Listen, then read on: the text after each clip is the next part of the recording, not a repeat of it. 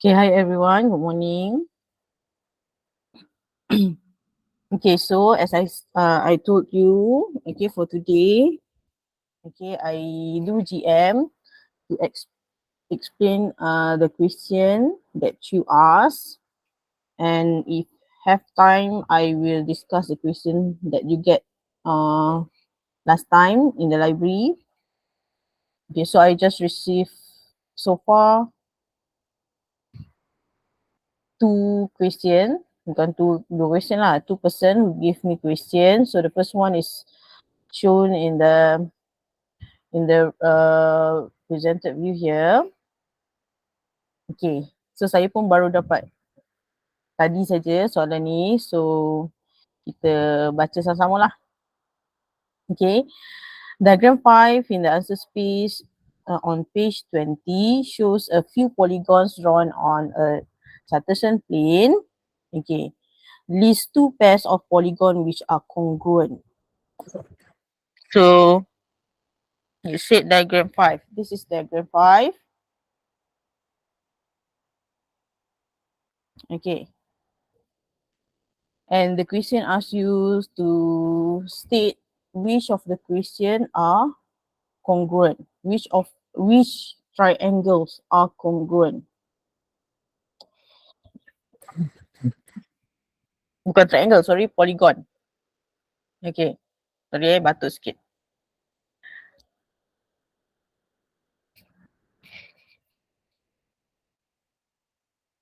So based on the diagram 5, you see there are A, B, C, D, and then E, F, G, D.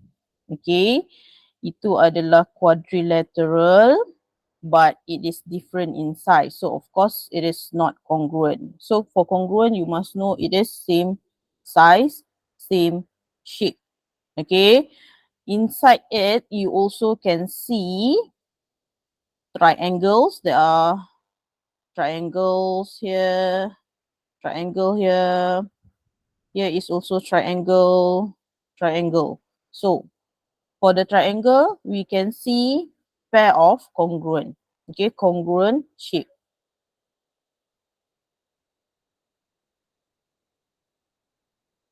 Yeah.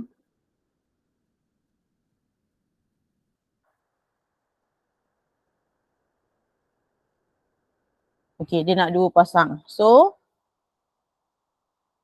we can see triangle EFJ, EFJ, and FGJ is same shape, okay, and same size. So, the first pair is EFG and EFJ and GJF.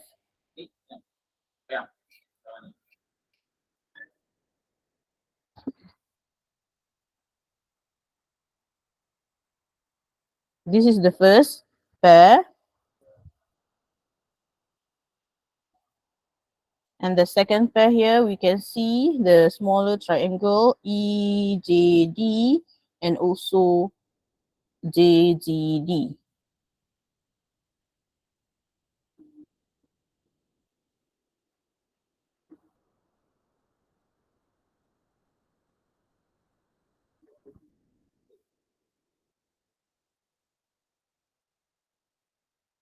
Okay, and then for question 2, in the answer space, draw the image of the triangle CDJ under a clockwise rotation of 90 degree about center D. Sekejap awak tak nampak paparan ni, awak tak bagi tahu saya pun.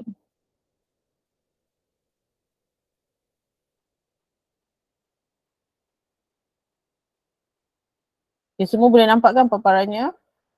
Nampak cikgu? Tadi tak nampak ya? Hilang Baru sekejap. Hilang sekejap. Okay. Okay, saya teruskan For question B, in the answer space, draw the image of triangle CDG. So, kena tengoklah CDG kat mana.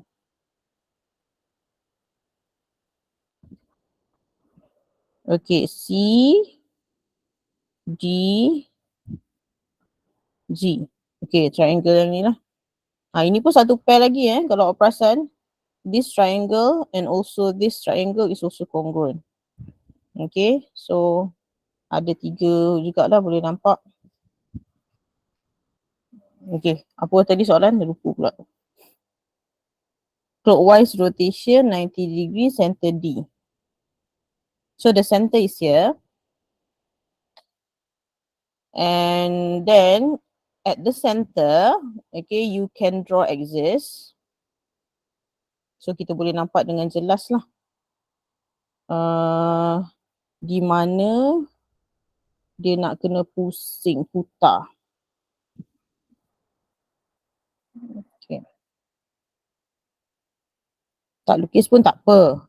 Tapi kalau you cannot see it clearly, you can draw the axis. Okay. Now, the shape is here. You need to rotate it 90 degree clockwise. Ina nampak kat sini tu. Ini jangan kacau.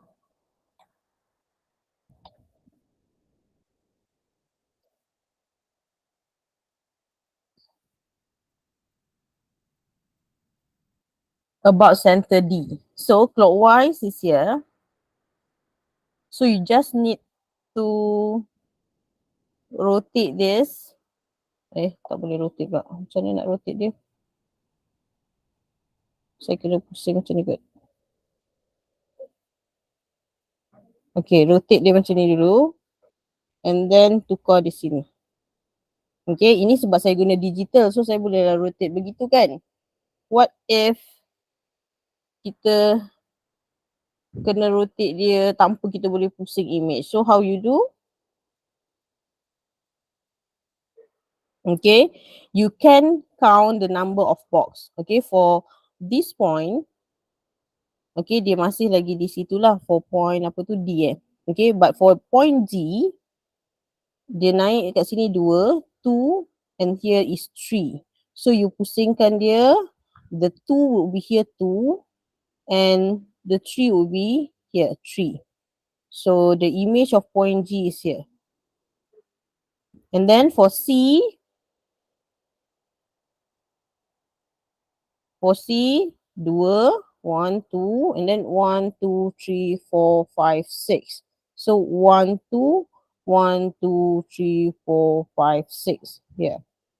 And then you just need to join all the point and then you will have the image of triangle CDG under clockwise rotation of 90 degree. Okay, so Venice boleh Yang lain pun boleh tengoklah ni soalan daripada Venice.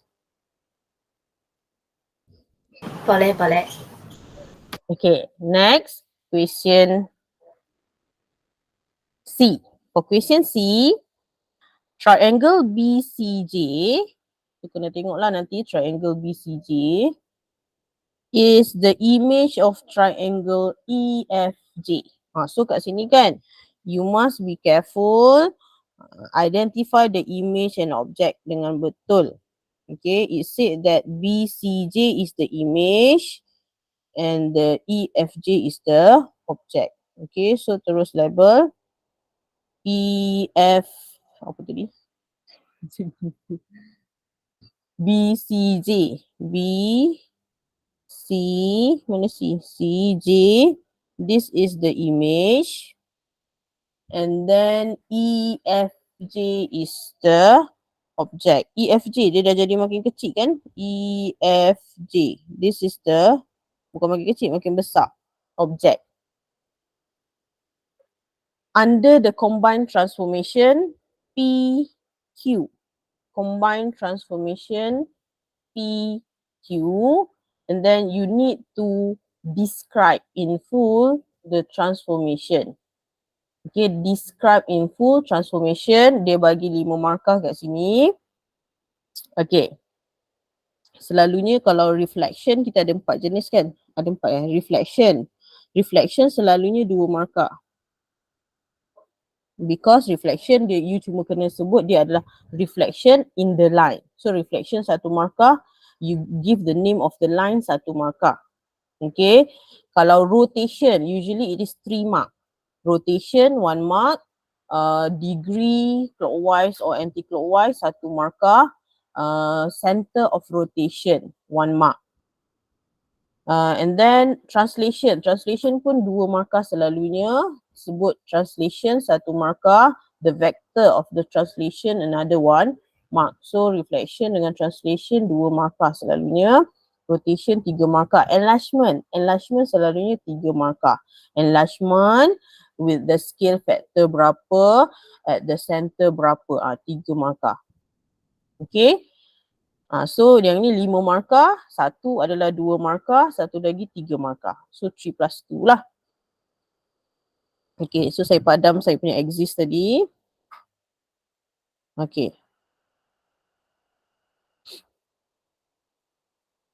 So kita tahu yang ini adalah objek. Yang besar tu adalah image ya. So you need to describe the transformation when it is PQ. So you must describe Q first and then P. Okay, sebab the transformation will the object will undergo Q first and then P.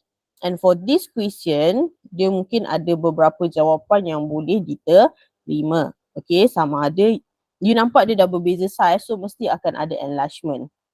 And the shape, the direction of the shape. Kejap. Okay, the direction of the shape here is opposite, right? BCJ is this side while FEJ is this side. So mesti ada sama ada rotation ke reflection kalau dia berubah arah. Tapi for this case it is reflection. So ada reflection and also enlargement.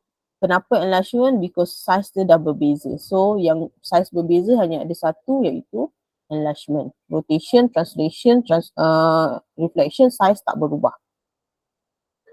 So you can choose sama ada nak reflection dulu. If you say reflection in the line, sama ada you cari equation of the straight line ataupun you just use the point on the diagram. Kita ada kat sini kan dia punya shape kan. So cermin dia mesti di sini juga. So FJ lah ataupun BD.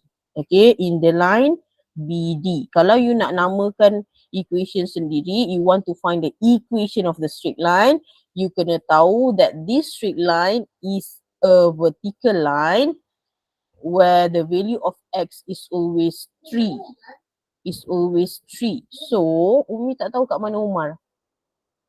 Okay, it's always 3. So, the line BD is actually x equals to 3. So, sama ada you want to say reflection in the line BD ataupun reflection in the line x equals to 3.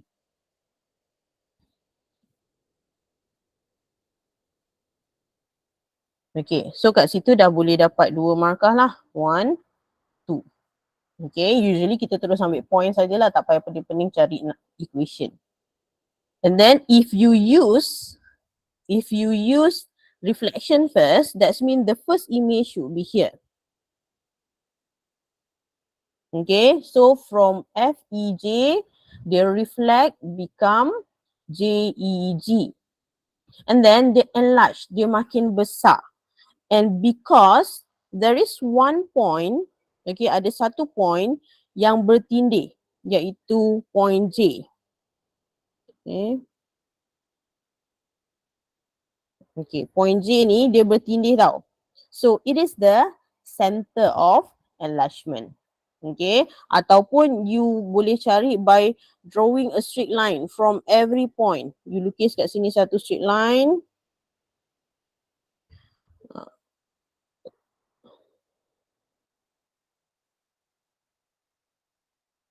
And then you lukis di sini satu straight line. Sambungkan point dengan point. And then you can see that there is intersection point. Okay, di sini. So itu adalah center. So you can say it as enlargement, satu markah. Okay, with the scale factor. Scale factor, macam mana nak cari scale factor? Ingat image over object. Image over object. So yang besar adalah image. You kira je mana-mana side yang tegak. Berapa kotak? 1, 2, 3, 4, 5, 6, 7, 8. 8 kotak kan? Sedangkan image dia pada asalnya ialah 1, 2, 3, 4. 4 kotak saja. So 8 over 4 is 2. So with the scale factor 2, satu lagi markah. So enlargement with the scale factor 2 at the center, tadi kita dah tahu dah centernya apa. At the center, sebut saja nama point. Point itu adalah point J. Ataupun you nak bagi tahu nama koordinat dia apa? 3, 0, betul? 3, 0. Okay. Pun dapat markah lah. Mana-mana satu pun tak apa. In case kalau you nak buat enlargement dulu pun boleh. Kalau you buat enlargement dulu, from FEJ, dia akan jadi triangle yang ni, besar ni. Okay, dia akan jadi triangle yang besar yang biru ni sebelah sini. And then baru you reflect pun boleh. So, sama ada you nak buat reflection dulu pun boleh. You nak buat enlargement dulu pun boleh. Mana-mana satu pun okay. In case you don't know how to describe the other thing like center ataupun line of reflection, you name the transformation, also you can get mark. So jangan tinggal kosong lah if this kind of question come out in your exam. Okay, so dah habiskan soalan ni? Soalan yang dari Venice dah habis. Okay Venice? Okay, cikgu. Okay. So now we go to the next question. Yang ni pun saya baru je dapat. Saya pun belum baca soalan. Madam Rana has a medical insurance policy with a deductible of 15,000 ringgit. So deductible 15,000 ringgit per year and annual limit, kita ada limit 250,000. After 6 months, Madam Rana was attacked by a critical illness which required medical treatment cost of 220,000. Calculate the total amount paid by the insurance company. 220,000 is still in the under limit, right? The limit is 250,000. Jadi masih lagi under limit.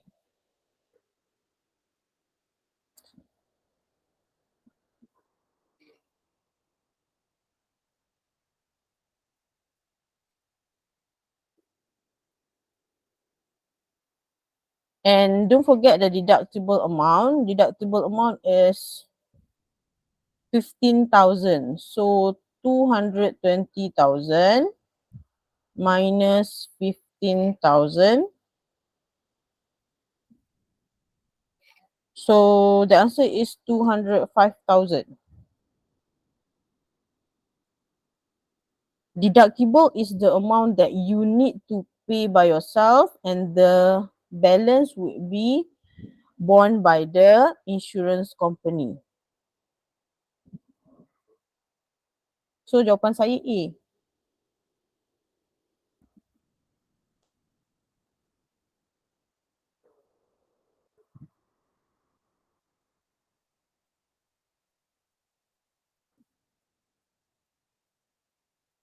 Ini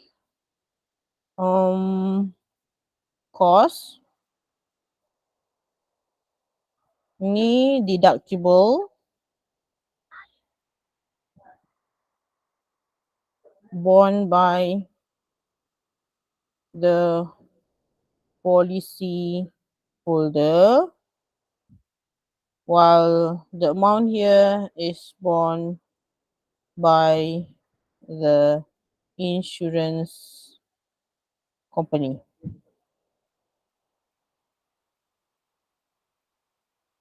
Okay. Next question.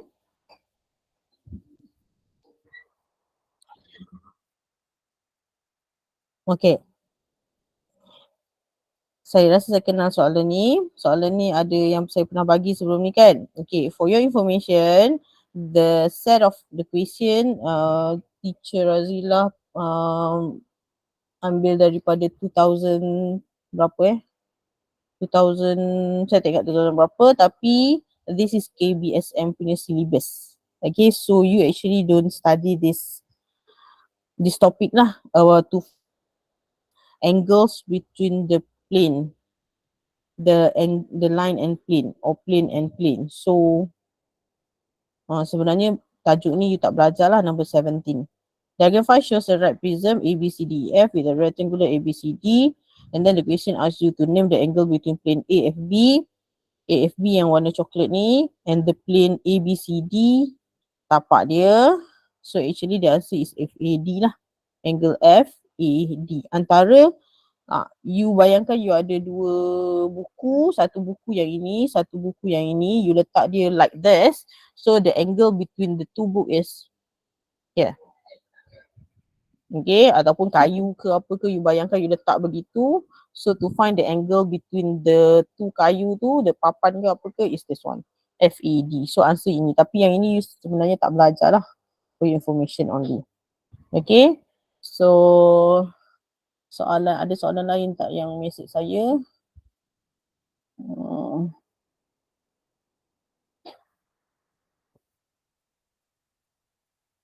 Setakat ni tak ada.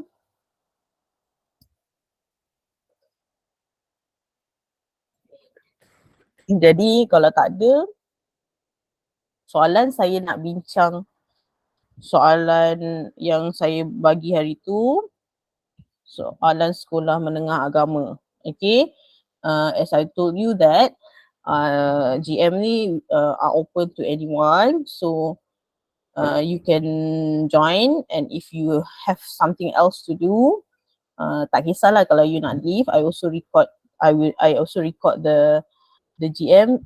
Later I will share you the link lah, so that you can watch again later. Okay, so siapa-siapa yang boleh stay, terima kasih. Siapa yang ada hal tak dapat nak join, it's okay, don't worry. Okay, okay, saya terus pergi dekat soalan SMK A yang saya bagi hari tu di perpustakaan. Dekat 5 kod pun saya dah bagi kan, Yushija. Mana Yushija tadi macam ada, tak ada dah.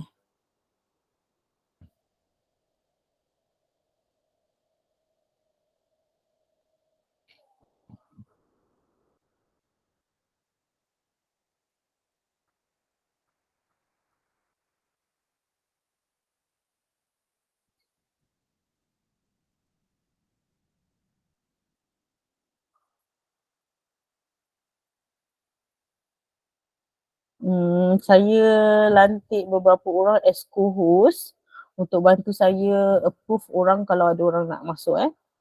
Thank you.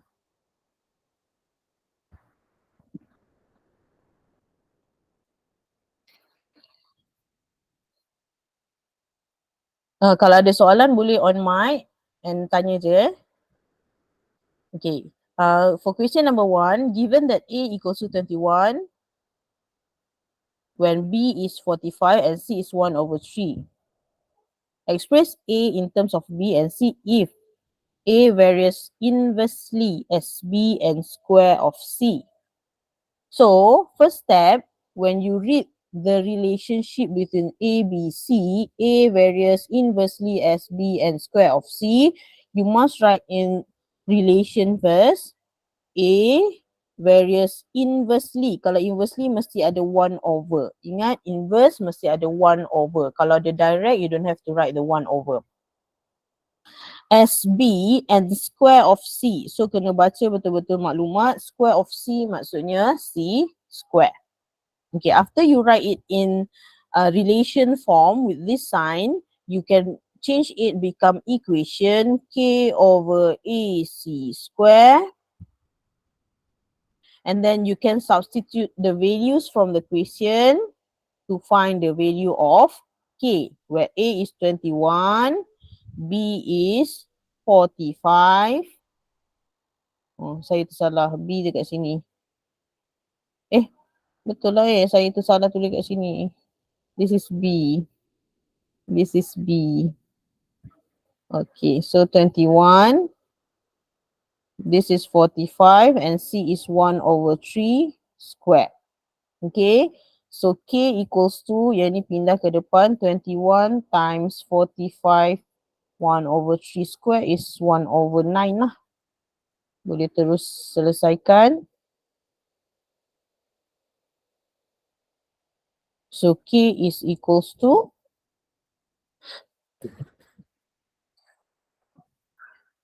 K is equals to 105. Okay, boleh check lah saya buat ni betul tak? 29. Okay, 105. And then we know that A equals to 105 over BC square. And then you need to calculate the value of A. Soalan ni dia ada dua tau. Dia ada dua soalan. Satu dia suruh express, satu lagi calculate value. Ada dua arahan. So when you express, so this one you must rewrite. Okay, sebab some of you tinggal yang dalam kotak biru ni, you tak tulis balik. Rugilah kalau you tak tulis balik sebab soalan suruh express. Okay, express, baru you calculate value of C. When A is 2.1, A is 2.1, B is 2, so just gantikan 2.1 equals to 105 over 2C squared. And then 2.1 times 2C squared equals to 105. So C squared equals to 105 over 2.1 times 2 is 4.2 kan? Okay.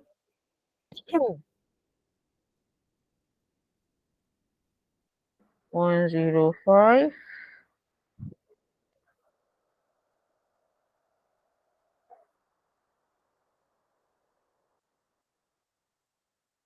so equals to 25. Now we want only C, we don't want the square. So square tu akan jadi square root, so C is equals to 5. Okay, markah di mana? Markah bila you dapat buat yang ini satu markah, you express 1 mark and then you substitute the value here, 1 mark, and then your final answer is 1 mark. So total 4 markah. Okay, so settle soalan nombor 1.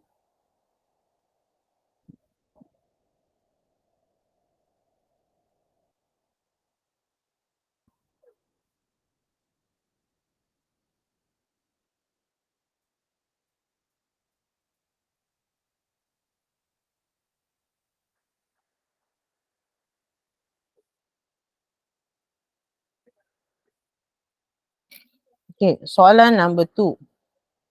Base number. Target 1 shows a number of card 327 base 8. State the value of the underlying digit of the following number. So ada dua jenis tau. Satu value of digit, lagi satu place value of digit. Okay, soalan mungkin tanya value of digit ataupun place value of the digit. Okay. For number 327 base 8, place value is 8 power 0, 8 power 1, 8 power 2. Itu kita panggil sebagai place value. Value of digit is the value of the digit in base 10. So to find the value of the digit in base 10, every number, every digit from the number 3 to 7, you must multiply with the place value. So for this case, 3 to 7 base 8, it underline digit 2. You want to find the value of the digit, you need to multiply 2 with 8 power 1, so equals to 16. So this would be the answer for question A lah. Okay. Next, for question B, given that 1105 base 6 equals to this plus this plus this. Define the value of M, N and M plus N. So ada 3 benda lah dekat situ. Dia nak M, dia nak N dengan M plus N. Okay. 1 markah dah dekat soalan A. So for question B tinggal 2 markah sahaja. So M dengan N tu akan jadi 1 mark. M plus N 1 markah. So for this question, you just need to write 1, 1, 0, 5, B6. This is the digit. So the value of digit is 1 times 6 power 3, 1 times 6 power 2, 0 times 6 power 1, and then 5 times 6 power 0. Okay. So saya kalau ikutkan, kalau nak lukis kotak lagi jelas lah. Okay. Sekarang ni saya pisahkan digit-digit itu and then I rewrite the value of digit. Okay. And then I compare. Compare from the question 1 times 6 square dah ada. And then kat sini n power 0. So that's mean n times n power 0 is here. Another one is 1 times n power 6. Tak mungkin lah di sini sebab dia 0. 0 times 6 power 1 is already 0. Tak ada lah. So that's mean 1 times 6 power m is here. Okay. And then I compare. I compare dua nombor itu. Okay, maksudnya di sini adalah m, here is 3, so m is equals to 3. And then n is here. So n is equals to 5. So saya dah dapat 1 markah. Next, m plus n equals to 3 plus 5, so equals to 8. Satu lagi markah.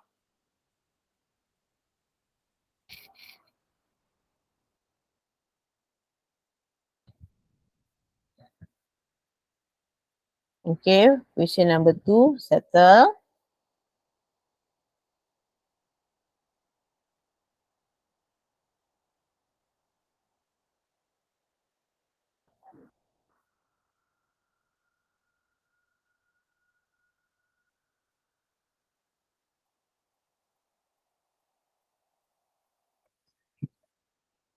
Okay, question number 3.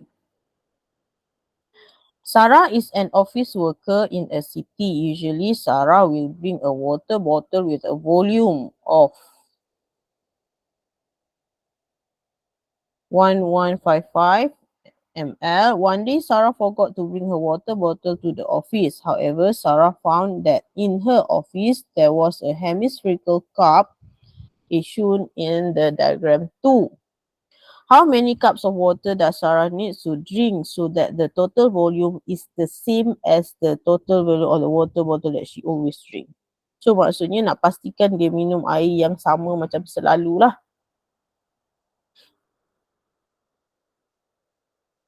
Okay, so because it is hemispherical, okay, cup, you must know the volume of hemisphere. Volume of hemisphere is 2/3 pi r cube. Rasanya dalam kertas formula ada, so you boleh rujuk lah. Betul tak?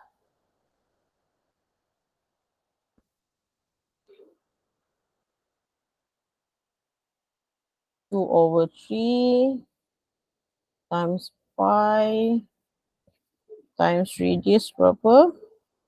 3.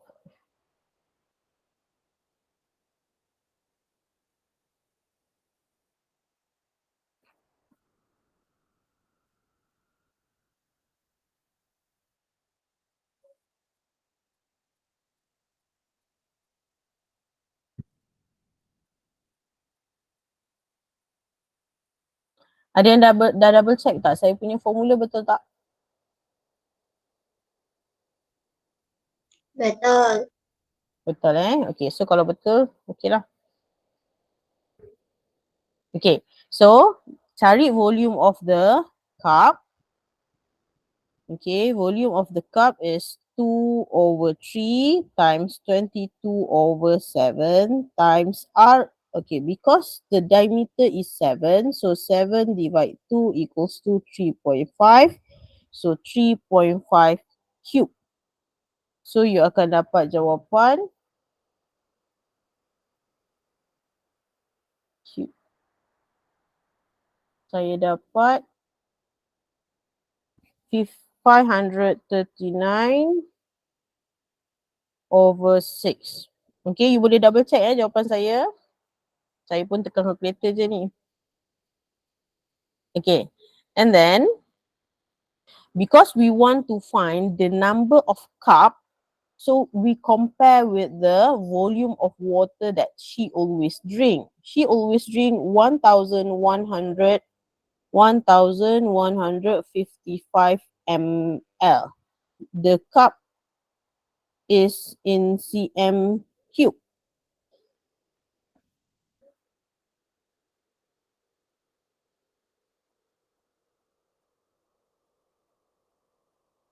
So macam mana nak tukar cm cube dengan ml? Adakah dia sama?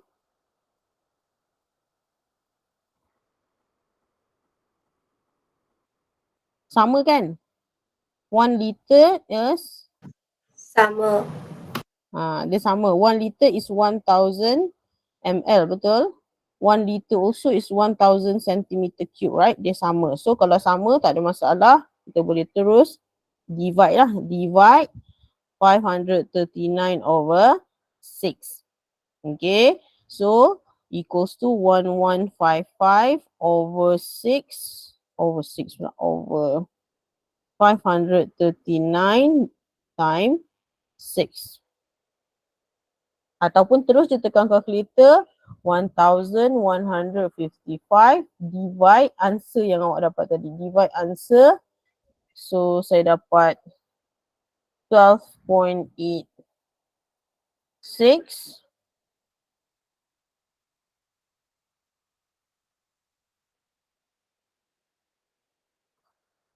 Saya tak bawa calculator saya je. Tak tahu letak mana. Saya guna calculator dekat komputer. Jadi dia susah tekan sikit.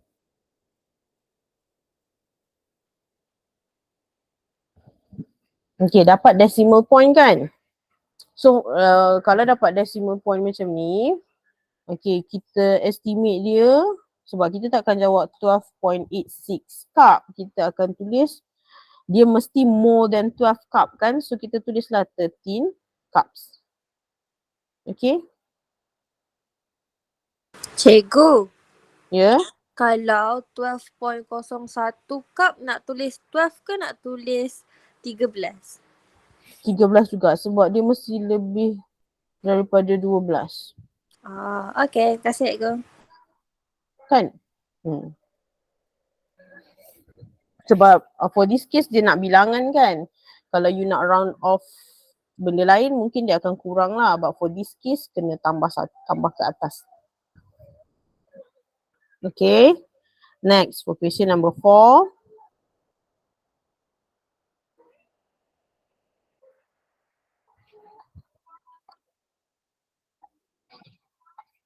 Diagram 3 shows a plot of land in the shape of rectangle PQRS. Darwish plans to build a swimming pool JKLM on the land. So yang ini pool. Given the land width is X, width of the land, so inilah X kan. And the land length is, oh sorry, width kat situ. Cikgu ni pun. X kat sini dia tulis. The land length is 8 meter than its width. So 8 plus X. Okay. 8 meter more than its width. So X plus 8 meter. Okay. Itu maklumat dari soalan. Form a quadratic expression for the area of the swimming pool in the terms of X. So dia bukan nak area of the land, dia nak area of swimming pool. So kita tengok. Okay, jarak sini 2 meter. Jarak sini pun 2 meter. Because dari atas ke bawah ni adalah X, kita ambil 2 meter sini potong, 2 meter sini potong. So, the width of the pool is X minus 4 meter. Setuju? Kalau setuju, okay. Kalau tak setuju, you just on mic. And then tell me, Okay. Now, the length of the pool. Because this is 3 meter, this is 3 meter, so 3 plus 3 is 6. So kita buang the 6. So the length, the width lah. The width is 8 plus X minus 6. So equals to 2 plus X. So kita ada pool with the measurement. Width is X minus 4 and the length is 2 plus X. So nak kira area, okay, jawapan mesti tulis kat answer space kau. Area equals to 2 plus X length times width X minus 4. So nak selamat, kita letak dia dalam general form. It is 2x plus x square minus 8 minus 4x. So equals to, macam mana dapat? Okay. Kena hati-hati negatif positif ha.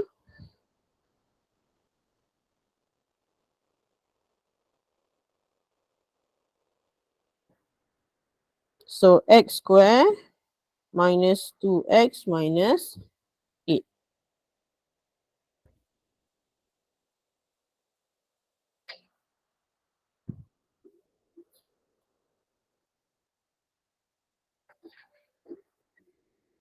So soalan 1, soalan A dah jawab.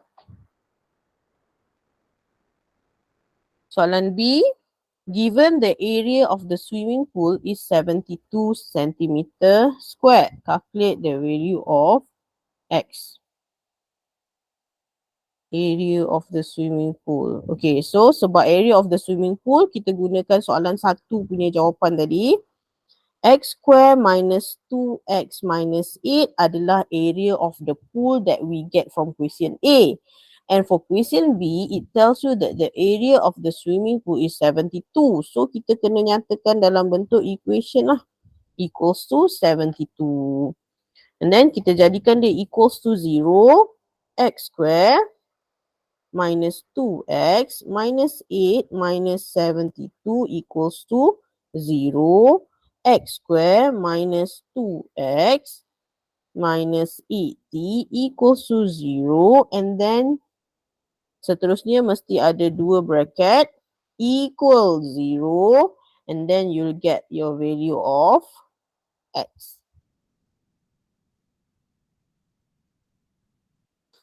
So macam mana nak cari yang dalam bracket tu? Kalau you guna calculator, you akan dapat jawapan dulu. Jawapan X equals to 10, X equals to negative 8. Betul ke tak?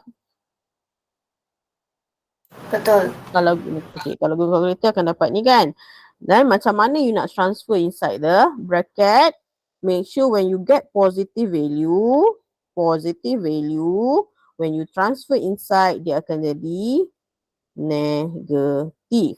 When you get negative value, you transfer inside, you get positive. Okay? Soalan ni 5 markah. Jadi 1, 2, salah ke kat situ. Sini. 1, 2, 3, 4, 3. Belum siap. Kenapa belum siap? Kenapa belum boleh dapat full mark? The question asks calculate the value of x. Remember, the value of x is the width of the length. Width of the length. Ya, kat sini x. Okay.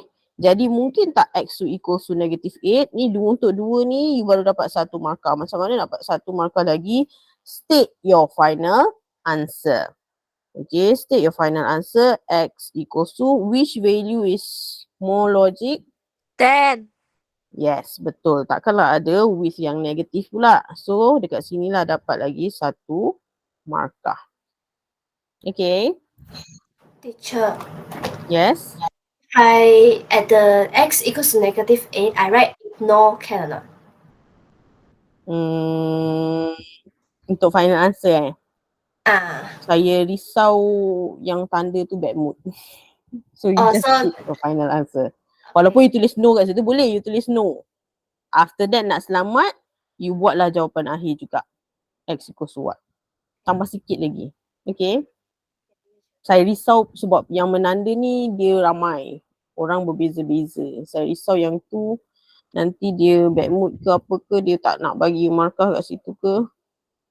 Manusia kan? Pada saya okey, saya faham. Boleh Okay. Okay, thank you. Okay, next for question number 5. Diagram 4.1 shows a unit circle with center O. Okay, so kalau it is a unit circle, you know that sin, cos, tangent, x, y over x. Sepatutnya lah. Okay, ingat kalau dia one unit circle, the value of cos is equal to the value of x. The value of sine is equal to the value of y. And then the value of tangent is equals to y over x. Saya belum baca soalan lagi tapi okay, tentukan. Determine the value of theta and tangent theta. Okay, soalan nak cari theta. Angle from here to here. Okay. So, when you draw a triangle here,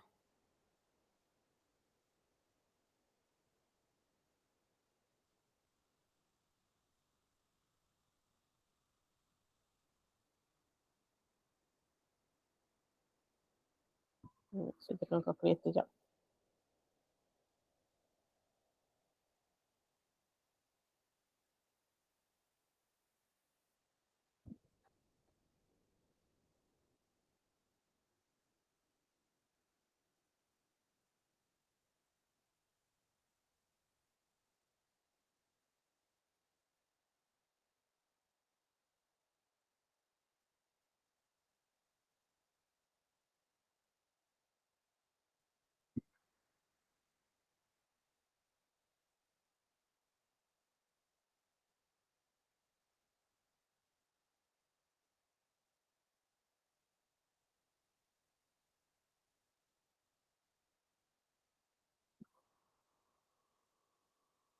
Okay.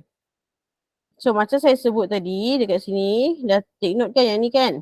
Okay, saya pergi bawah nak pergi ruang jawapan. Oh, ruang jawapan dia jauh sangat ni. Okay, sebab ruang jawapan dia jauh sangat, saya conteng kat sini lah. Oh, ke sini? Sini lah. Saya conteng sini je lah. Ruang jawapan dia jauh sangat. Okay. To find the value of theta, Kita ambil salah satu value. You nak value ini tadi, ini X, ini Y. So maksudnya ini adalah cos, ini adalah sin. So kalau awak ambil value cos, you tahu cos theta, sorry, kat sini kita panggil alpha. Cos alpha equals to 0.5. You tekan calculator, mesti tekan shift. Shift cos 0.5. Shift cos 0.5. You akan dapat 60. So that's mean the value here is 60 degree. To find the value of theta, theta is from this point to this point. Tambah lagi sikit jadi 360, right? So theta equals to 360 degree minus 60. So equals to 300 degree.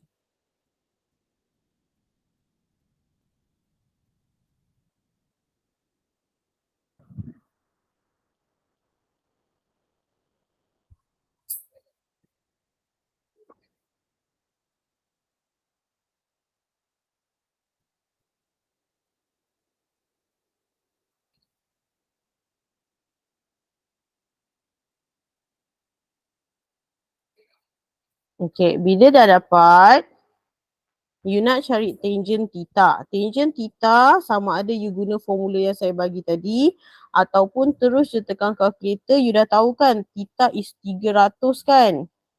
So, you terus je dah tekan tangent 300 degree equals to berapa? Tangent 300. You akan dapat negative 1.732. Okay. Tapi kalau you nak guna formula yang saya bagi tadi ataupun tangent theta equals to y over x. Y over x maksudnya negative 0.866 over 0.5. Negative 0.866 divide 0.5. Saya pun akan dapat negative 1.732 juga.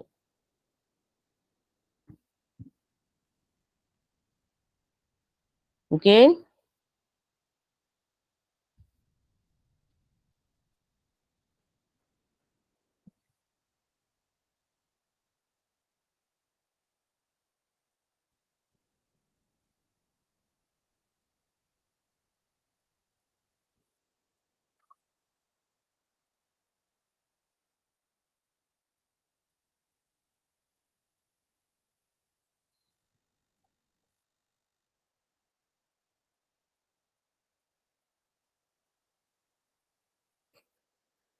Okay, so soalan 5A, okay.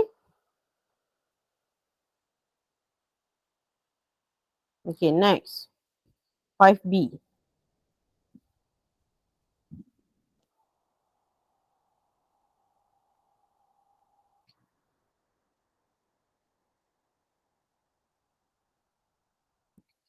Diagram 4.2 shows the graph of y equals to p cos qx for 0. Okay, graph cos. So, graph cos, one set dia memang begini lah kan.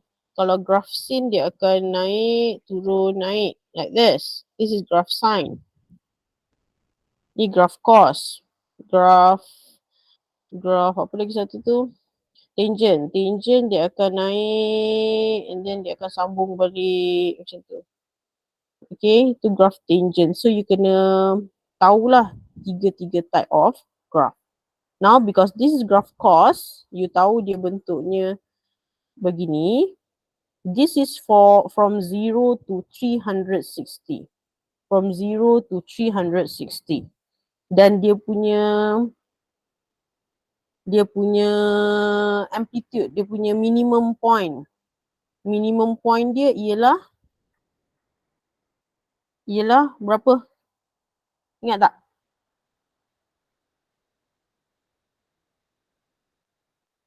Minimum point untuk graph cos.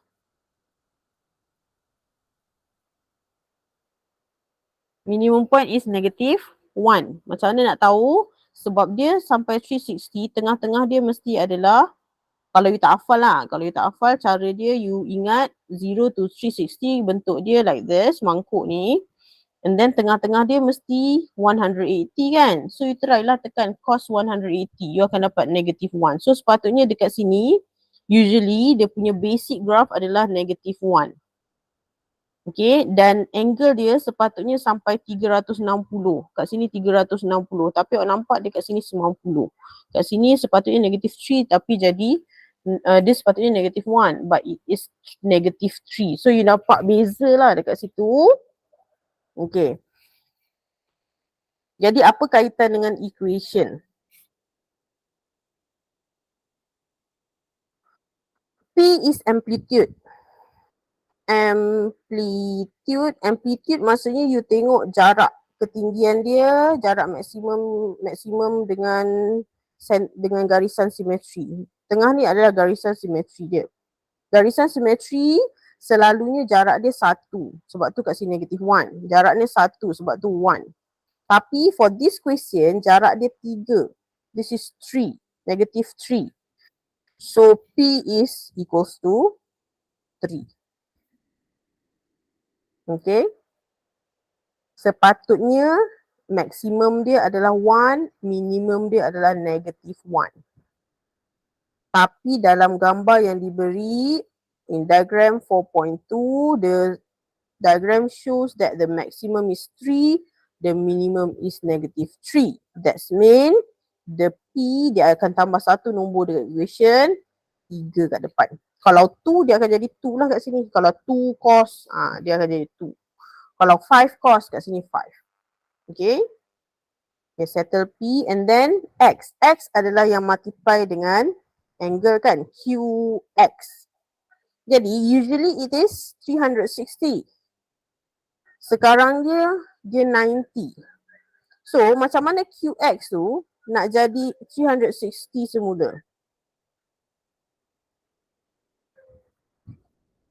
X kat sini 90 kan. Macam mana 90 ni nak times berapa baru dapat 360 semula? Multiply 4. dengan 4. So that's mean Q is 4. So untuk cari Q, 360 divide 90.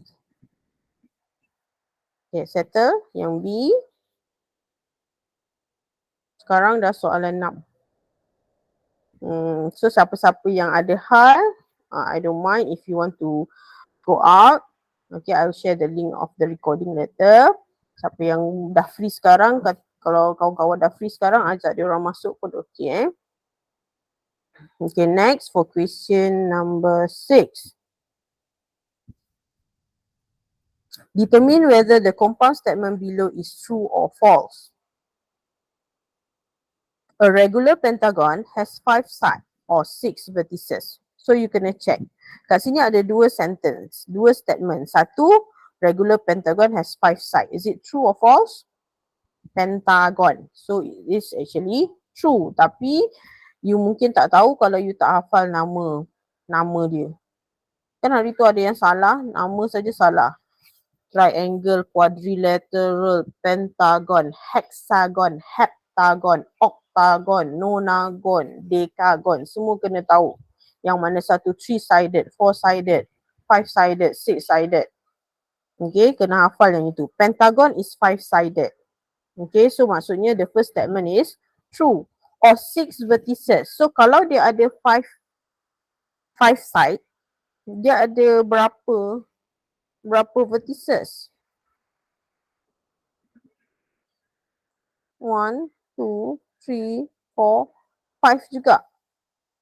Betul? Pentagon. So maksudnya the second statement is false. But the statement combine using the word or. So formulanya true or true is true. True or false is true. False or true is true. false or false is false. Tak kisahlah true or false 6 vertices tu, sebenarnya bila you dah tahu pentagon has 5 sided is true, this compound statement is already true sebab dia guna perkataan or. Okay, kalau dia guna and, ini true, and ini akan jadi false. Kalau dia guna and, sini akan jadi false. Kalau dia guna and, sini akan jadi false. Itu beza dia. And dua-dua wajib true, then the compound statement true. Kalau or salah satu true is already true.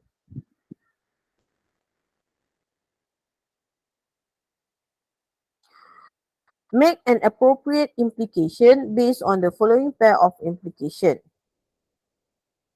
So, dia nak implication. Tengok dia punya ruang jawapan B. Okay. Dia bagi dua implication. If M is multiple of 2, then M is multiple of 6. If P, then Q. Yang kedua, if M is multiple of 6. Ini 6, ini 6. Ini 2, ini 2. Nampaknya dia dah terbalikkan kan? Dia dah terbalikkan. This is sepatutnya Q, this is P. So, untuk yang ini, you boleh join dia jadi if and only if. You ambil yang pertama, M is multiple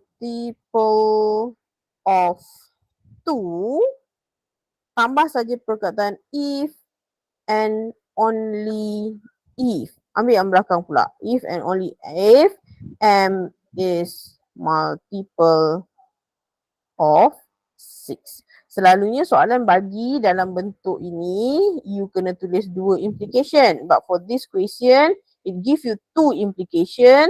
You kena tulis implication yang menggunakan if and only if. Okay. So, di sini adalah P. Di sini adalah Q. P, if and only if Q. Okay, soalan C.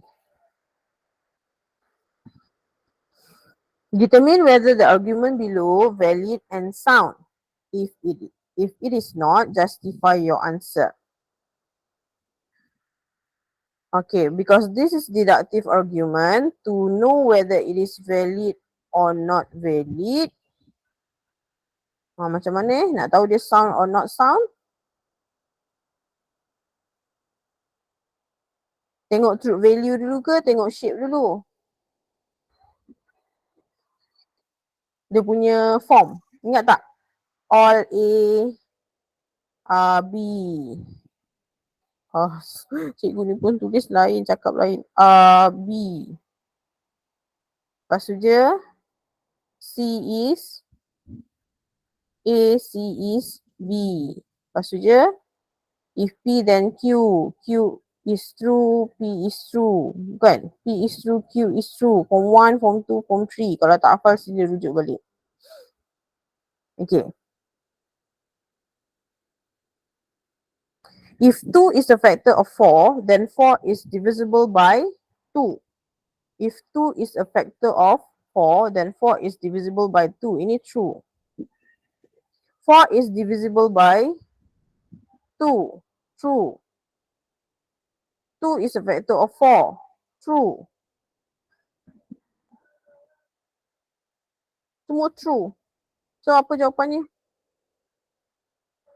If 2 is a factor of 4, then 4 is divisible by 2. If P, then Q. And then kat sini dia kata P is true.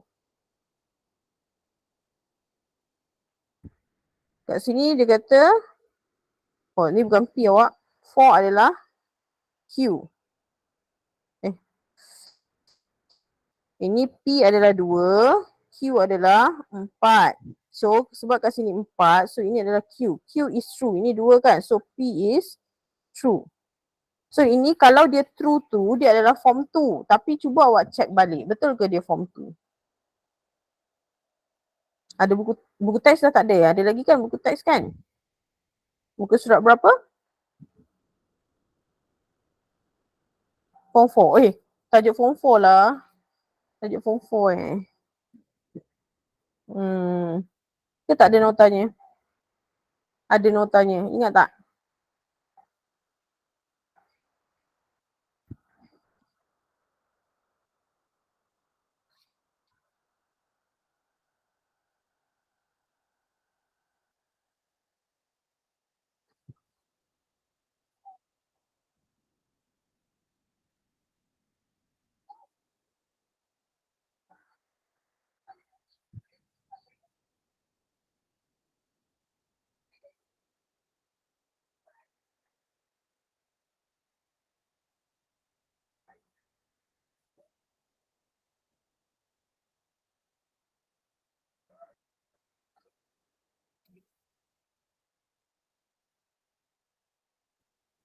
Is it valid and then the conclusion must be true?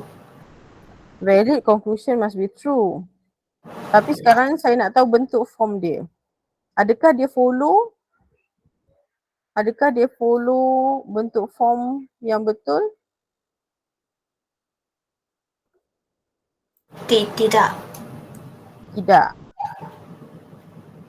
So kalau tidak,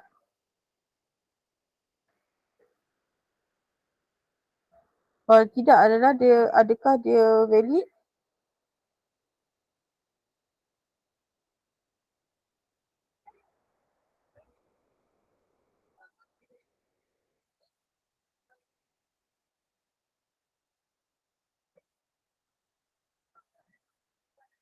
Kalau dia semua true, kalau semua true, kalau semua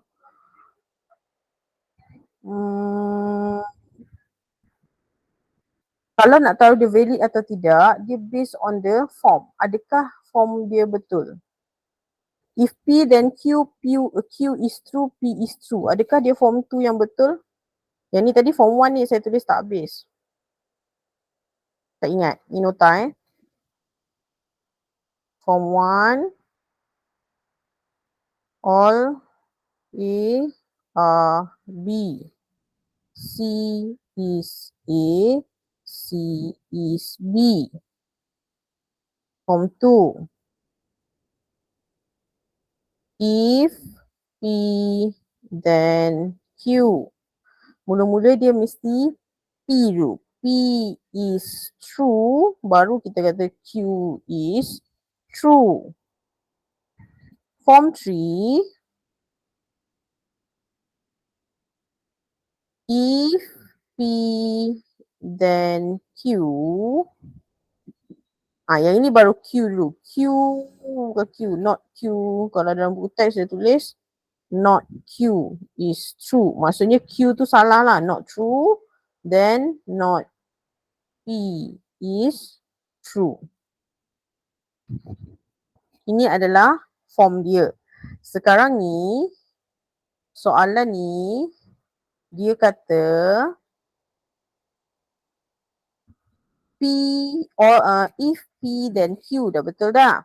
Tapi premis dua dia Q is true.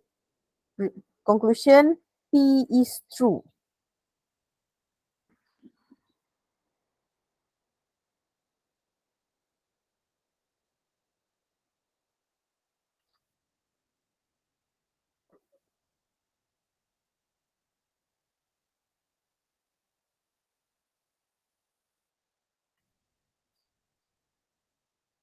Ada tak case valid, not valid but sound?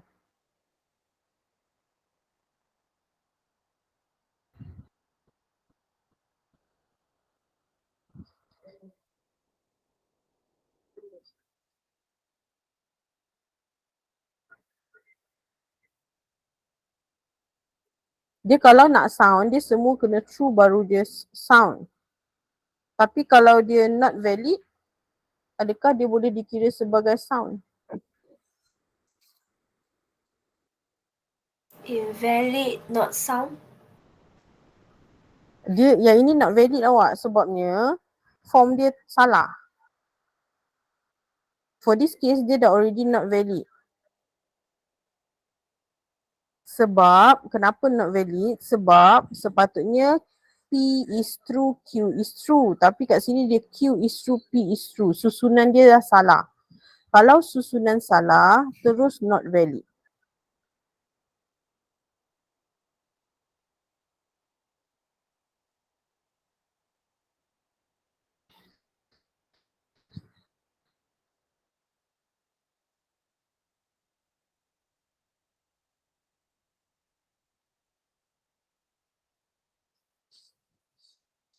Kalau saya rujuk buku teks form 4, muka surat 76, ada case not valid but sound. Saya Betul kan? rasa Semua true kan? Kalau 2 is a factor of 4, then 4 is divisible by 2. 4 is divisible by 2 is also true. 2 is a factor of 4 is also true. So true, true, true. Tapi dia not valid. tetapi cikgu kalau not valid dia terus not sound kan? Kalau dia not valid, not sound, then not valid and not sound, alasan dia kena justify. Because it doesn't comply with a valid valid form. Valid form tu kan? Valid form of deductive argument. Not valid and not sound because it does not comply with a valid form of deductive argument.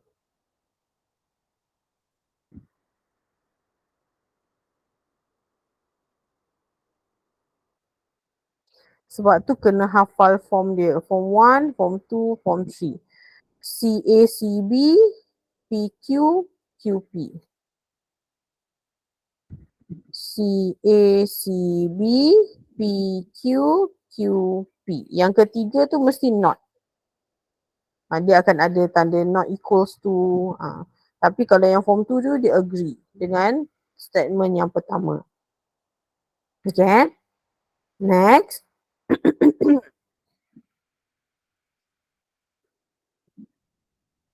Saya akan berhenti lebih kurang pukul 12 kot. Okay. Jadi siapa yang boleh stay, sila stay lah. Okay. Number 7. Table 1 shows Yunus financial planning. List Yunus non-fixed monthly expenses. So based on this expenses, non-fixed yang tidak tetap bulanan yang boleh berubah-ubah. Allowance for parents, fixed or non-fixed? Boleh ubah tak? Boleh. So this is non-fixed. Housing loan adalah fixed. Car installment mesti fixed. Utility bills is non-fixed because kalau you jimat dia boleh kurang. Kalau you guna banyak dia akan naik. Groceries is also non-fixed. Okay. Family insurance usually dia ada berapa bayaran bulanan, so ini adalah fixed. So untuk soalan A, you must list. Satu markah perlu ada semualah. You just need to rewrite it here. Okay. Apa tadi? Allowance for parents, utility bills, and also groceries. Mesti ada tulis tiga-tiga tu baru boleh dapat satu markah. Question B. Determine the value of S. Mana S? Kenapa tiba-tiba ada S? Okay, ni S.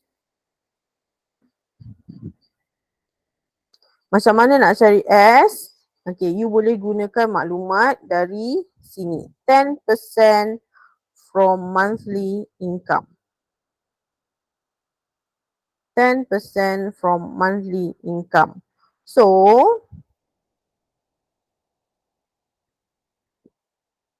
you boleh buat persamaan. 10 per 100 from monthly income equals 475. So monthly income is equals to 475 times 100 over 10. So equals to RM 4,750 ringgit. Tetapi this monthly income is also include 500 ringgit allowance. So monthly income is S plus 500 lah. Okay, so because monthly income is S plus 500 is equals to 4,750 ringgit. So the S is equals to 4750 minus 500. So equals to RM 4,250 ringgit. Okay, so settle soalan B.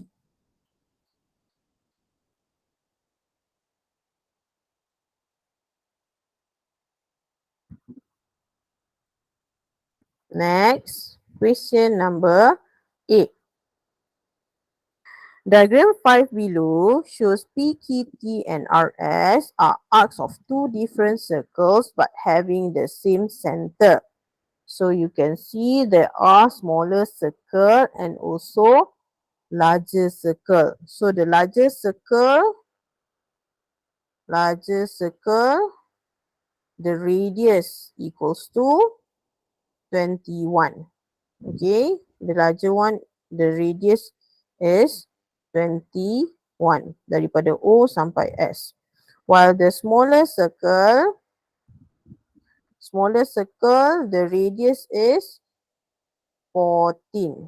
Okay, radius tu sangat penting ya sebab apa-apa formula berkaitan circle, you need to know the radius. Sebab tu saya cari radius siap-siap. Okay.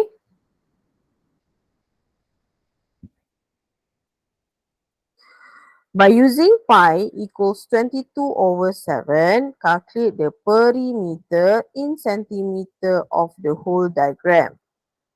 So, kalau dia nak perimeter, you kenalah tahu every side, outer side.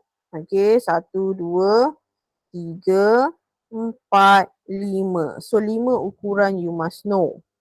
So, for the first one, 1, and the second one, 2, you dah tahu senang. 14 plus 21. And then yang sini pun QR also you know, right? Because this is 14. Okay, yang panjangnya adalah 21. So QR is equals, okay, plus dengan QR lah. QR is equals to 21 minus 14. Okay, ini adalah 21 minus 14. Okay, so 3 benda dah tahu. Tinggal yang arc saja you belum tahu. Okay, untuk cari arc, you akan guna formula 2 pi r. Tak ada square tahu sebab ini adalah arc. Yang ada square tu kalau you nak cari area. 2 pi r is for the circumference of circle. But if you want to find the arc only, okay, nak cari arc sahaja, you kena compare dengan angle. Okay, untuk arc RS, you tengok dalam angle dia adalah 30 degree. Angle sector is 30 degree. So you buat 30 over 360. Okay, 30 over 360 times 2 times 22 over 7 times radius. Sekarang radius nak guna 21 ke 14 kena hati-hati. Because RS is the arc for the larger circle, so you must use radius is 21. Okay, so you have 4 side already. Now PQ. PQ, PQ here, the angle here is 90 degree. 90 over 360, you boleh terus 1 over 4 pun okay. Nak guna angle 90 over 360 pun boleh. Plus 90 over 360 times 2 times 22 over 7 times radius. Radius yang ini kena guna 14 sebab dia adalah arc for the smaller circle. Okay, so for this question, because it is 3 marks, you boleh tulis yang ini atau yang ini, you dah dapat 1 markah. And if you can add all, you tambah. Okay, ni you tambah semua sekali dapat lagi 1 markah. So saya tulis ni, panjang-panjang ni saya dah dapat 2 markah. Another 1 mark is you terus selesaikanlah. Terus tekan calculator semua pun tak apa. So, lepas tekan calculator, you akan dapat berapa. Nak terus tekan boleh, nak kira satu-satu pun boleh. Dapat 75, betul? Betul, kalau salah bagi tahu Okay, dah settle soalan number 8.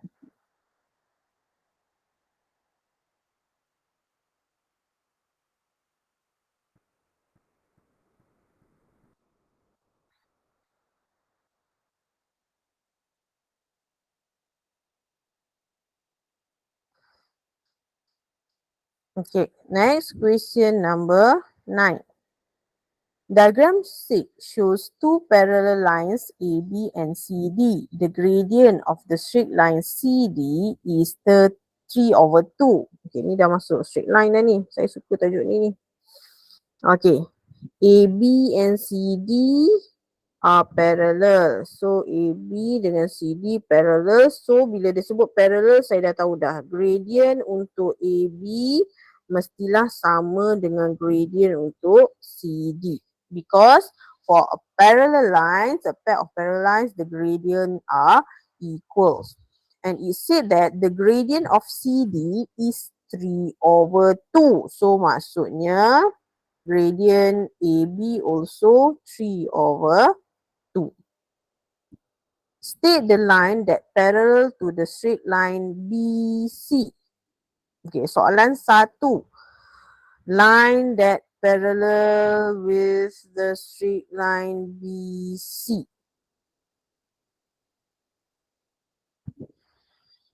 Okay, you can see that the straight line that is vertical line, it is parallel to the y-axis.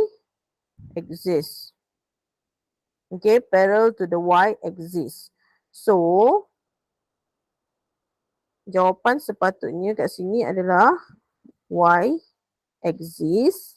ataupun you boleh namakan equation dia. Y-axis, the equation is x equals to 0 sebab value x is always 0.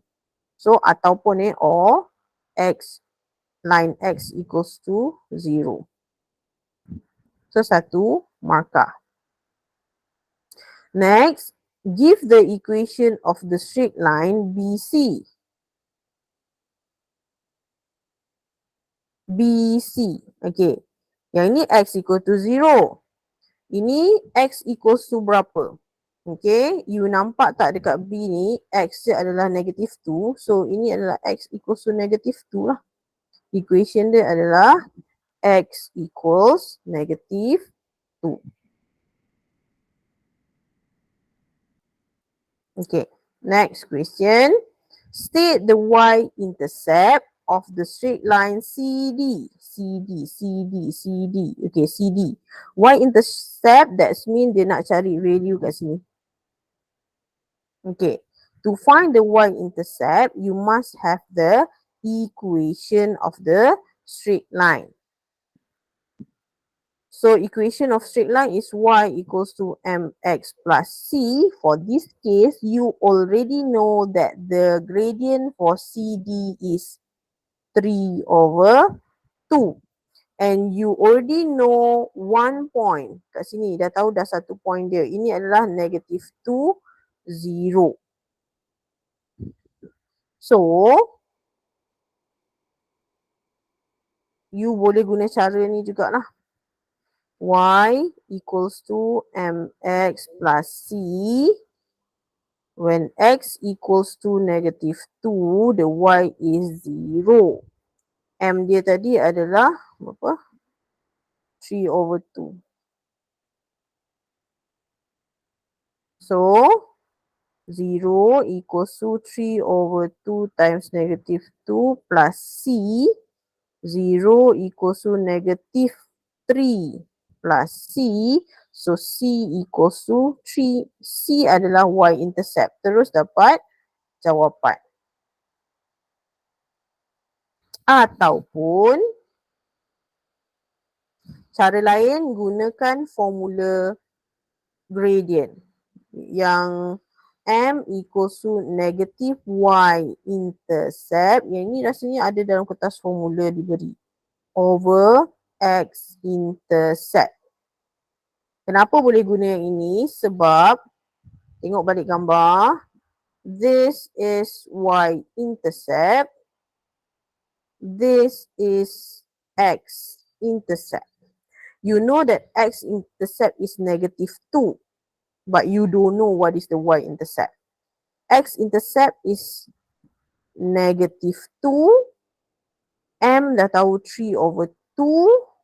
Formula dia dekat sini ada negatif tau. So, kena letak negatif. Kat sini adalah y-intercept. So, negative, negative and negative is positive. Y/2 equals to 3/2. So, compare je lah. 2 dengan 2 sama. So, y-intercept is equals to 3. So, ada dua pilihan. Ada cara lain lah. Kalau you nak guna equation pun boleh. Nak guna formula gradient also can. Okay. Next, question 4. Find the equation of the straight line AB. Equation of the straight line AB. Ini the equation of straight line AB. AB tadi, kita tahu one of the point. Point B adalah on AB, negative 2, 5. So, kita tulis siap-siap maklumat dia. M dia adalah 3/2, sama dengan gradient untuk CD. X dia negative 2, Y dia adalah 5. So, sama macam step yang atas ni tadi, guna equation Y equals to mx plus c. Y ialah 5, equals to gradient adalah 3/2, X adalah negative 2 plus C. So 5 equals to negative 2 dengan 2 ni kita boleh cut. Jadi negative 3 plus C. 5 plus 3 equals to C. So 8 equals to C. Kita dah tahu C dia adalah 8. Maka equation dia adalah Y equals to 3/2 X plus 8. Dah siap? Soalan 4.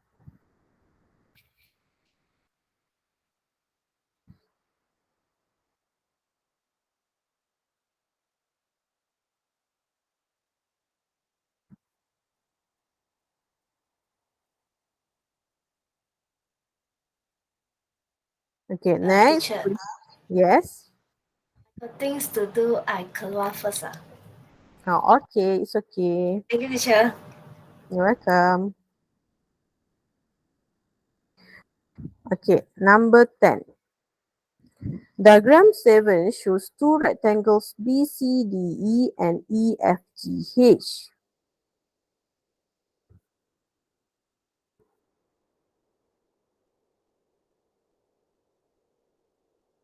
BHE and EFD, BHE and EFD, BHE kat sini, BHE, EFD di sini are straight lines. Given the area of the shaded rectangle, okay, so shaded rectangle adalah 60 cm square calculate the perimeter of rectangle BCDE. BC 20, DE, BCDE yang besar lah maksudnya. So kita tak tahu what is A. But we know that BH is 8. So if we want to find A is equals to 8 centimeter plus EH. Okay. So maksudnya dekat sini adalah A minus 8. Okay. Sebab dari atas sampai bawah ni adalah A. Minus 8 dapatlah EH. And area of the rectangle here is 60 cm. So nak cari area, length times width, A minus 8 times A plus 3. Okay, sini A minus 8, sini A plus 3 equals to 60. So you have quadratic equation. So macam mana nak selesai quadratic equation? Okay.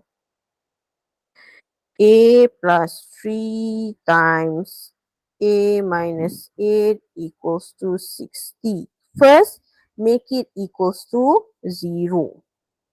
Okay, so multiply. You akan dapat A square plus 3A minus 3A minus 8A minus 24 equals 60. Hati-hati positif negatif So A square minus 5A minus 24 minus 60. Dah equals 0. A square minus 5A minus 84 equals 0.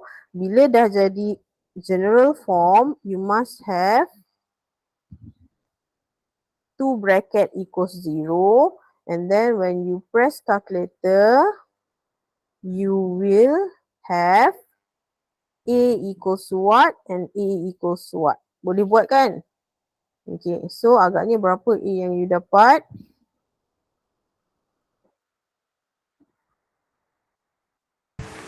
dengan negative 7. Okay, thank you. 12 and also negative 7. So, kat sini A minus 12. Ingat, kalau positif dalam kurungan dia jadi negatif tau. And A plus 7 here. Okay. So, yang mana satu logic value A? Yang logic mestilah A equals to 12. Tapi belum siap sebab soalan nak find perimeter. Tengok balik diagram. Ini 20, sini pun 20. Sini A. A tadi adalah 12. So, sini 12, sini pun 12. So, untuk cari perimeter equals 20 plus 20 plus 12 plus 12 atau ada yang tulis 2 times 20 plus 2 times 12 pun boleh. So, jawapannya 64. Betul tak? 64. 40 plus 24. 64 centimeter. Okay. So, dah siap soalan 10. So, section A dah habislah untuk tajuk ni. Sekarang dah 11.40.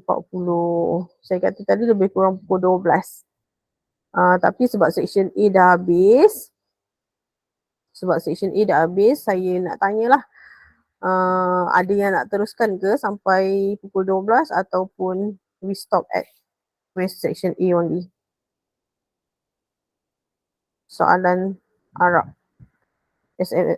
SMQA. Ada yang nak request lagi ke sampai pukul 12? Please raise your hand. Tak ada. So, I assume tak ada. So, saya stop. Ada tak? Oh, ada lagi. Amani nak teruskan. Okay, Nazla pun nak teruskan. Okay, so kalau ada, so saya sambung lah. Okay, yang lain kalau ada hal, don't worry, you can go out lah. I understand. Okay, nanti saya akan share link video. Okay, soalan number 11. Dah buat ke belum ni? Dah. Dah Okay. Okay, soalan 11. Hamzah would like to buy a fire insurance. Oh, fire insurance ni ada formula yang kena ingat tu. The insurable value of the house is 500,000. Sepatutnya diinsurkan sebanyak 500,000. The fire insurance policy he wants to purchase has co-insurance. Tapi ada co-insurance 80%. So,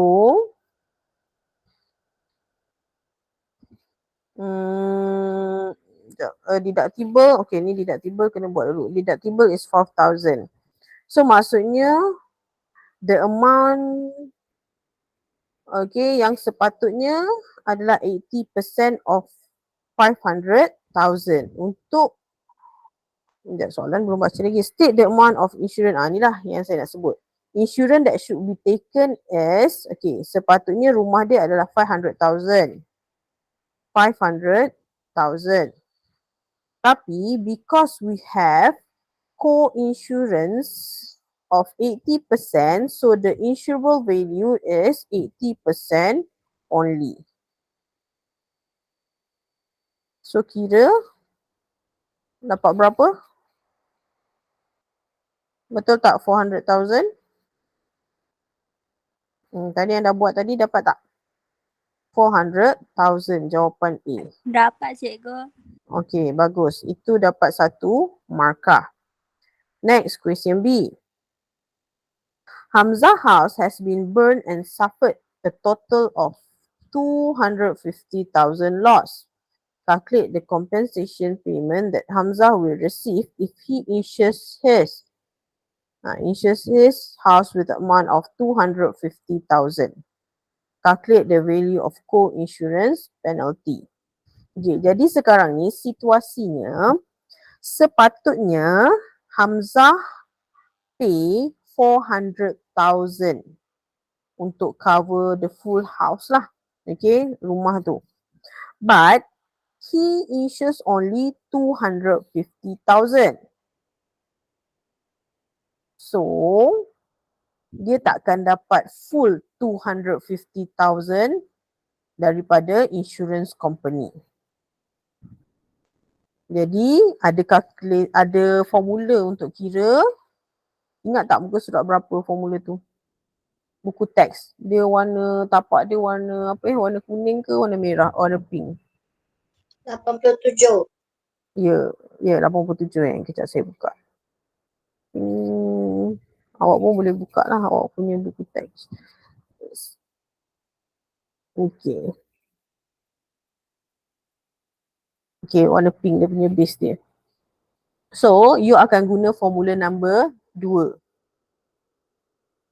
Formula number 2 sebab apa? Sebab the insured value that he paid, okay, less than yang required punya lah. Okay, jadi formula number 2 adalah amount of insurance purchase, dia hanya beli 250,000 divide dengan yang sepatutnya dia beli adalah 400,000 multiply with amount of loss dia berapa? Oh, sama dengan harga ni yang dia beli kan? 250,000 juga. 250,000. Okay.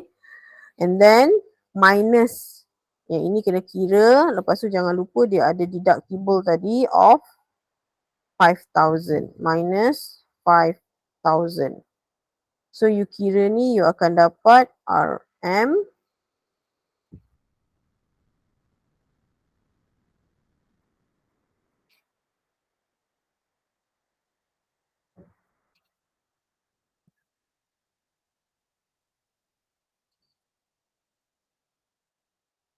sekejap mana kalkulator saya. Tu ada yang dah kira dah. 250,000 divide dengan 400,000 times dengan 250,000 and then don't forget To minus deductible. Saya harap betul lah saya tekan ni calculator dekat screen saya ni, dia macam susah sikit nak tekan. Ni pun nak check tadi saya tekan betul tak. Ada yang nak kira tak? Dapat 151. Betul tak? 250. Betul cikgu. Betul Okay. So ini adalah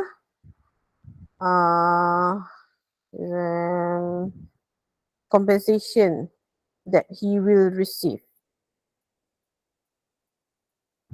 Okay, tapi ada dua soalan di sini. Dia tanya juga value of co-insurance penalty. Co-insurance penalty maksudnya co-insurance penalty maksudnya berapa banyak yang dia sepatutnya dia bayar sendiri adalah 5,000 only. Sepatutnya dia bayar adalah 5,000 only. Tetapi disebabkan dia tak ambil full, jadi dia bayar lebih daripada yang sepatutnya, iaitu 5,000. Jadi awak kena kira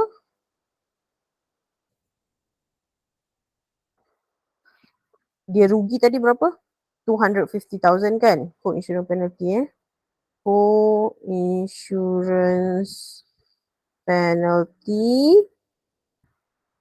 Dia rugi tadi 250,000. And then dia hanya dapat 1250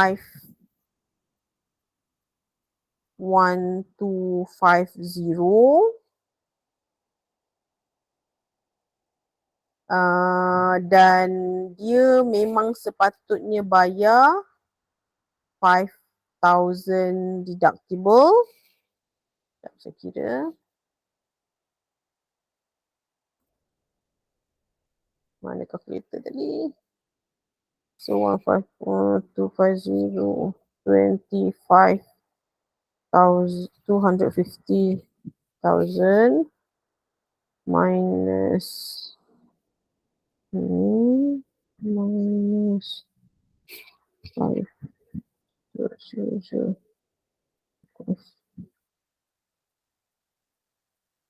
Saya dapat 93,750. Betul tak? RM 93,750. Ada yang kira dapat sama tak? Sama cikgu. Okay. So awak kena faham apa maksud co-insurance penalty. Maksudnya sepatutnya bila you beli insurans, you akan dapat compensation full. Macam formula nombor 1. Formula nombor 1 adalah kalau you beli, you insured the amount that is required amount lah. Okay, maksudnya you will get total amount, okay, yang loss itu. Kalau you dapat 250,000, you akan dapat 250,000 lah. Kalau you punya loss adalah 250,000, you akan dapat balik 250,000 lah. Okay, but because Hamzah paid less than it, okay, so dia kena bayar co-insurance, dia kena tanggung co-insurance penalty. Okay, jadi 250,000 tu kenalah minus dengan amount yang insurans tanggung, and 5,000 ringgit ni kalau ikutkan memang Hamzah tanggung juga, but it already stated in the policy yang memang Hamzah must pay 5,000. So itu bukan dikira sebagai penalty, itu memang sepatutnya. So sebab tu kita minus juga 5,000. Okay. So soalan B.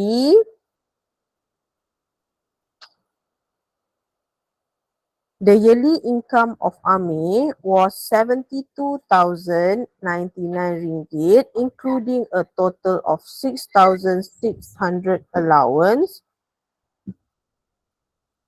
in the year of 2022.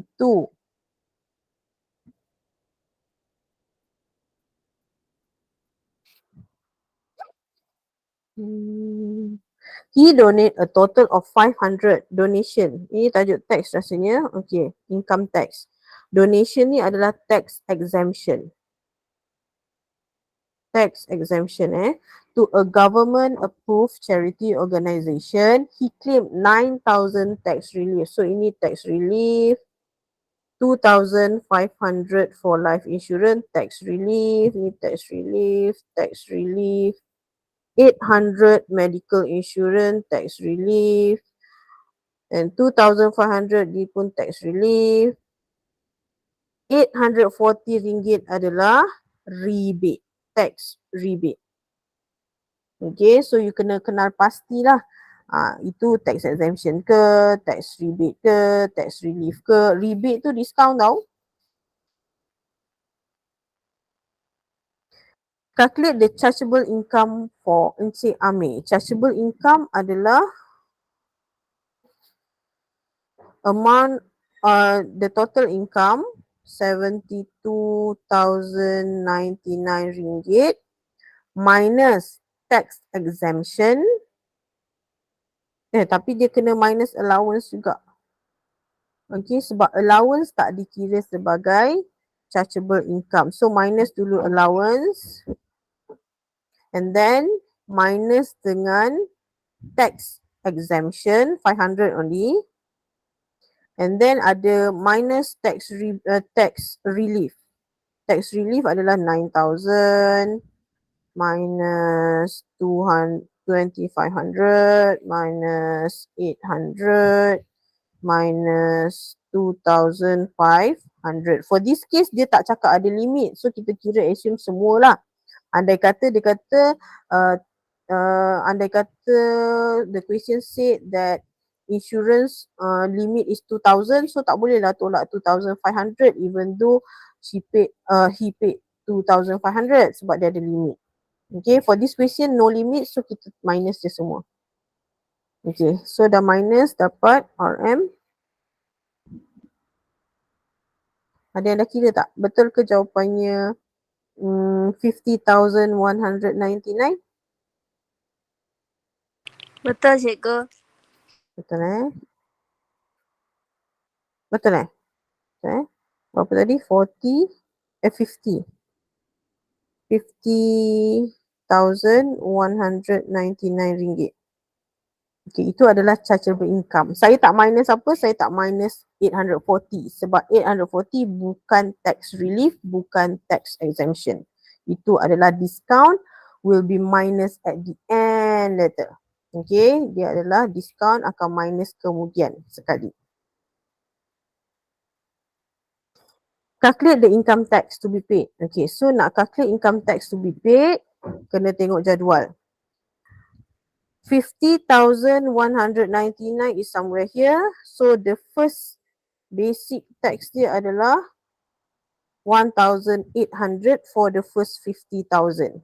So 1,800 kena plus dengan, okay, 50,199 ni 50,000 you dah bayar 1,800. So bakinya adalah kena tolak lah. You kena tolak, multiply dengan 14%. Okay, kena multiply dengan 14%. So 1800 plus dengan 199 times 14 per 100. So equals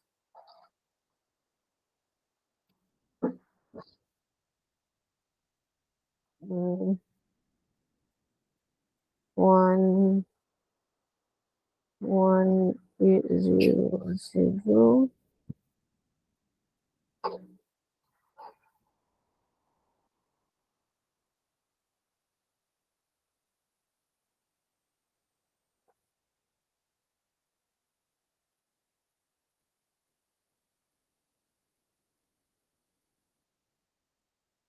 Hmm, 199.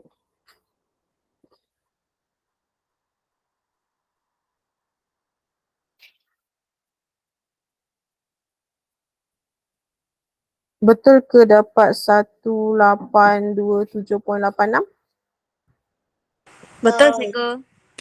Okay, RM 1827.86.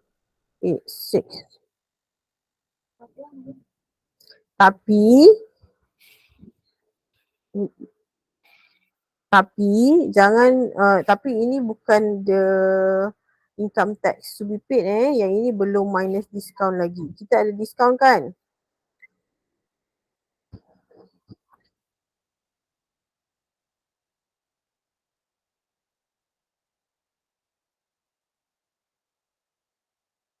Jangan lupa minus dengan rebate tadi 840.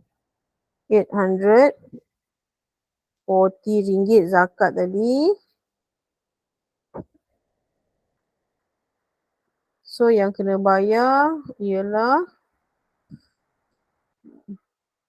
RM 987 ringgit 86 sen. Betul?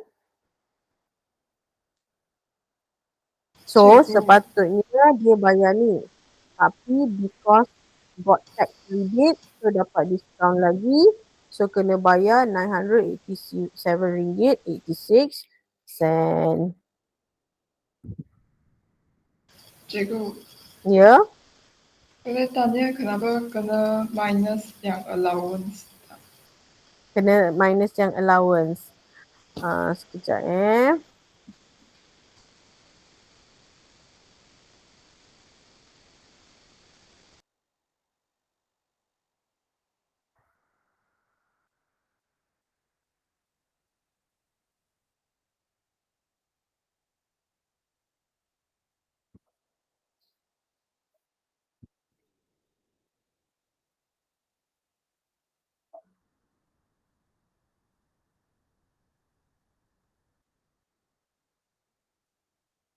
buka buku teks muka surat 104. Okay, if you have textbook with you, you can refer to page 104. Okay, di situ ada terangkan about total annual income. Total annual income includes all forms of wage, salaries, bonus, dividend, interest, rentals, royalties, premiums, and so on.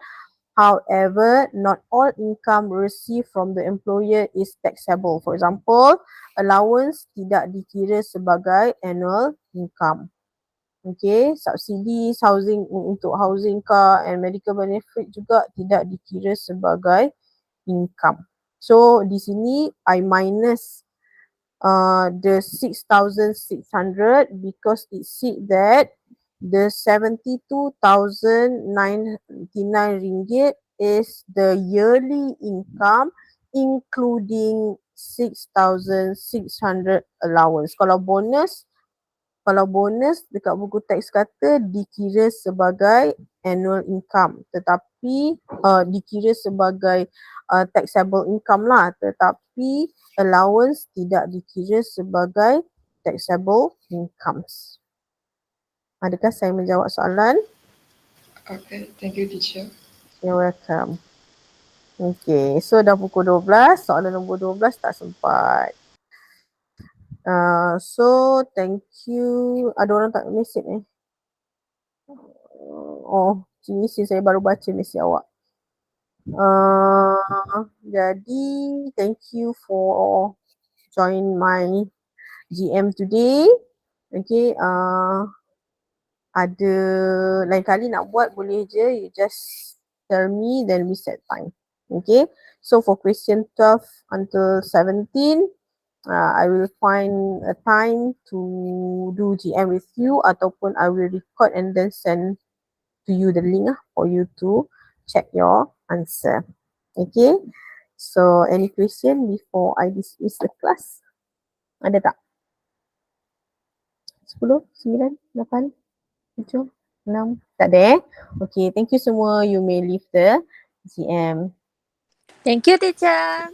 Thank you, teacher. Teacher. You're welcome. Thank you.